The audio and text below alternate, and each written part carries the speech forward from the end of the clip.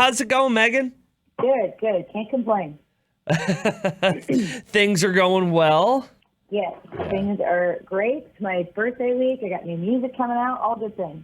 And how's the pups? I always got to ask.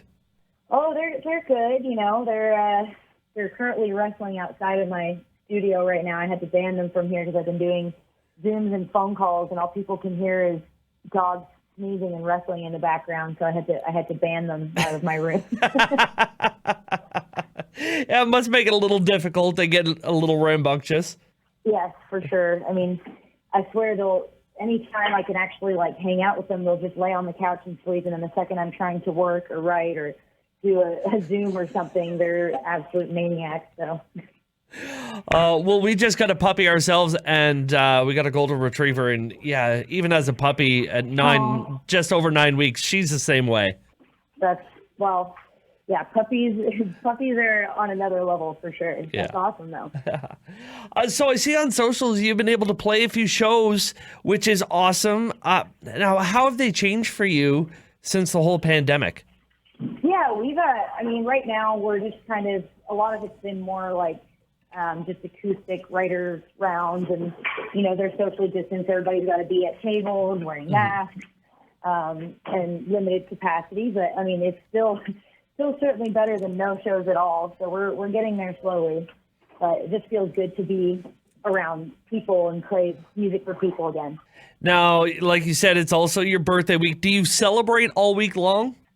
I'm not normally one of those kind of people, but, seeing as how we've got the new music and everything coming out, we're celebrating a little bit harder this year. Amazing. And now, do you have any birthday traditions that you do every year? Get drunk? Not really. Spend a little time with Jameson, right? Yeah, have a few drinks, hang out with my friends. I'm pretty easy to please. I just want to have a few and hang out with my friends. Nothing wrong with that at all. Now, what do you want for your birthday this year? What's top of your list? To play shows again. Well, if I could snap my fingers and make that happen, man, I wish I could, because I really miss live shows. Yeah, you and me both. Yeah. So no new hunting rifles or anything on your wish list this year? Oh no, I'm pretty well stocked. I did a sponsorship deal with Browning, and I'd have to get a whole new gun safe at this point if I were to purchase any more. Nothing wrong with that either. Now, like you said, you do have a new song coming Thursday. It's called Never Giving Up on You. What's the story behind this new tune, Megan? Well, the pandemic has obviously been tough on everybody for a number of reasons, but I think there's been some silver linings as well. And one of those things for me was, getting to spend some more time with Mitchell, which was interesting at first because, our whole relationship up until then was us being gone all the time and on the road. And, we had learned how to navigate that really well. We were good at being apart and figuring all of that out. And then all of a sudden it was like it was the polar opposite where, but it was also, we were around each other all the time, which was great, but the environment was not great, because we were on lockdown and we're worrying and stressing about our jobs and money and just what is going on and, people's health and all this stuff. And so, there were some really tough days and it didn't always bring out the best in me or bring out the best in him, and learning how to navigate that with each other as a couple was tough. But at the same time, I think we came out on the other side of it in a really good place. And, it just comes down to, the falling in love with somebody part is easy. And I get passionate about things. I become obsessed with things pretty easily. It's the sticking with it.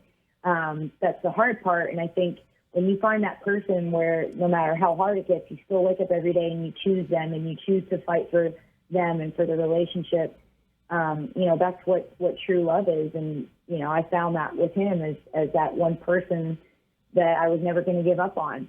And I think also, the other sort of side of that song is, just about music in general. I've had to fight harder for my career than it feels like I ever have in this past year, because we're in a whole different scenario where we can't play shows, we can't get out, and visit radio and promote new music and do all the things we would normally do. And so trying to figure out how to do that on social media and stay connected with the fans and, find ways to monetize what you do and stay afloat, pay the rent, So it's also a bit of a love song to my career as well and to music. That's beautiful. Well, thank you. Well, I watch both you and Mitchell on Instagram, and I get such a kick out of your relationship dynamic because, like recently you went to the Grand Canyon and it looked amazing. Yes, it was awesome. He got a little bit salty with you because you got a little too close to the edge, was it? Yeah, he hates that. And so, of course, me being who I am, went right to the edge. I mean, I think a healthier relationship has, a good combination of being sweet and kind to each other and also messing with each other a little bit. I mean, he knows how to push my buttons. So I sometimes. Well, I like that dynamic you guys have because he said he was going to get you back. Did he actually get you back, or? I wouldn't say there's anything like specific on that trip, but he has his little ways of irritating me. And I was getting a kick out of football season when you guys were switching the helmets back and forth, depending on who was winning. And it's actually funny. It's actually funny that you just said that because when you were talking about that, it reminded me. I literally just walked downstairs and switched the helmets back as we were talking. Now, Meghan, I got a few quick questions for you, just to get to know you a little bit better. So, just a few hypotheticals. Yeah. If you had $10 in your pocket, what drive-through are you hitting, and what are you going to get? Ooh,